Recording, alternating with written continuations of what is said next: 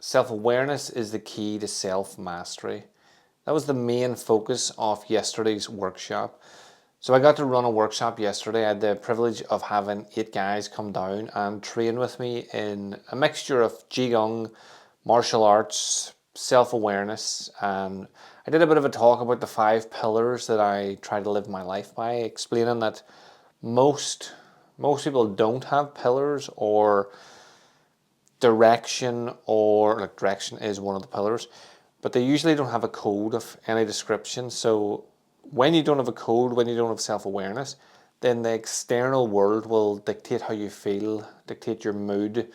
You could be having the best day ever, and then something external happens and that changes your internal world, and then you have a shit day, which steamrolls into a shit night's sleep, and so on and so forth. So I've noticed over the years that when I started to live by, and the pillars change, but when I started to live by certain pillars, certain ethoses, some have stayed with me the whole time, some have changed over time. As you develop as a person, they're going to change. You don't have to keep the exact same ones.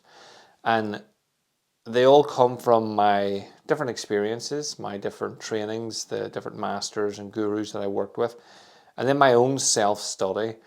So for example, when I was taught meditation and Qigong, I didn't really like it. It was too slow and too soft for me.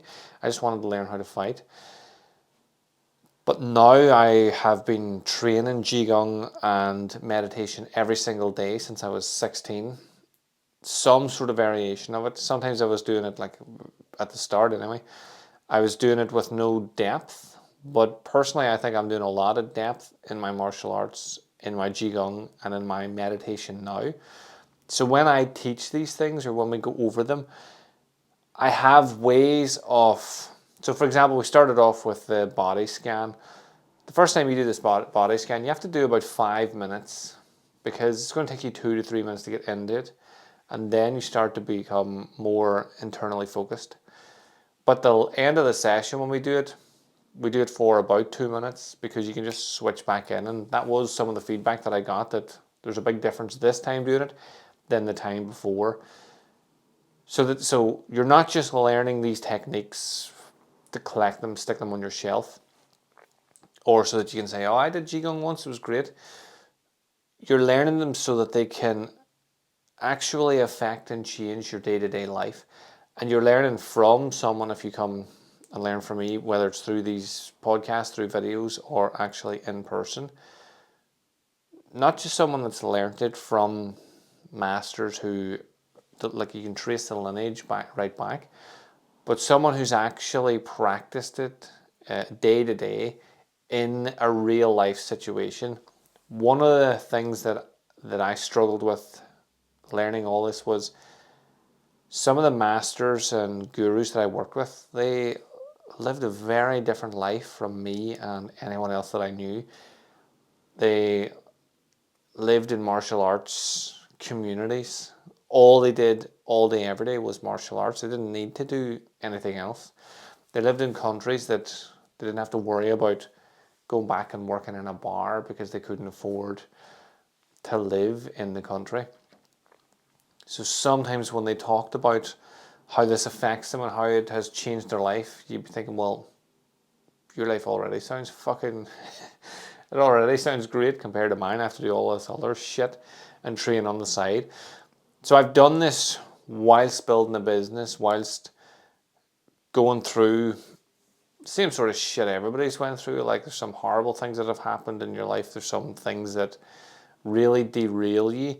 But I've maintained my training and my practice, and I think that's why I've actually kept my head above water whenever I've been fucking really down, and why I haven't got too, people will disagree with this, but personally I don't feel like I've got too egotistical with my skill set, because I understand that the whole focus is internal to create external. When I've talked to a few people about Buddhism and meditation and Qigong, and they've talked about how one of the things they didn't like is it's so self-centered, but when you don't practice it, they're missing the point. It's super self-centered initially. You want to control yourself, your emotions, your physical body, your thoughts, so you can create this amazing reality that you want to live in. And then the people around you, the ripple effect of that, helps the people around you, and it has positive effect on everyone around you. Just as if you became an alcoholic and you drank all day every day, that is a self-sabotaging system. But people, because we're more used to it in this country anyway, in the Western world, people see that as, yes, it's self-destructive, but the ripple effect affects the family, it affects your life, affects your work, it affects the people just meet you in the street. So the same thing happens when you do proper meditation, proper Qigong. It just happens in a more positive way.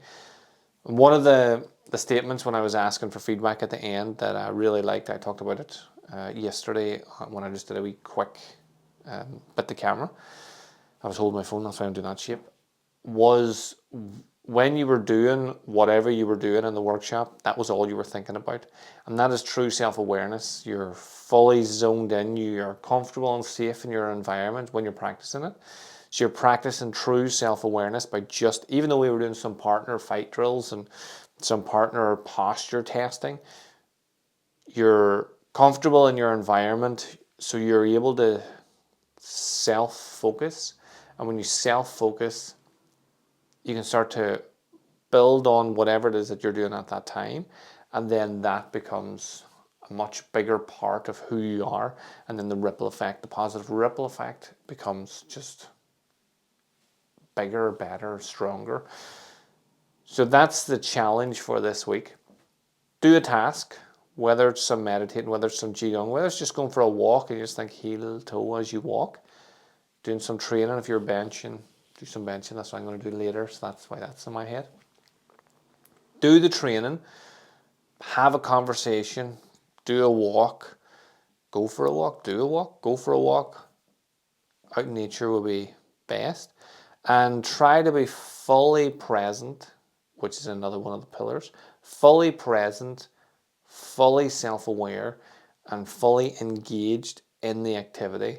And then let me know how you get on with it. Let me know what activity you did. If you have any shifts whilst you're doing it, feel free to jump on, do a video, tag me in it, and I'll watch it and give you some feedback. Or won't give you feedback, I'll just really enjoy hearing that you tested it out and you enjoyed it. If you struggle with this self-awareness and struggle with being present, then reach out to me as well, and I'll give you some tips and ideas. So have a super awesome day, whatever you get up to, and I'll speak to you again soon.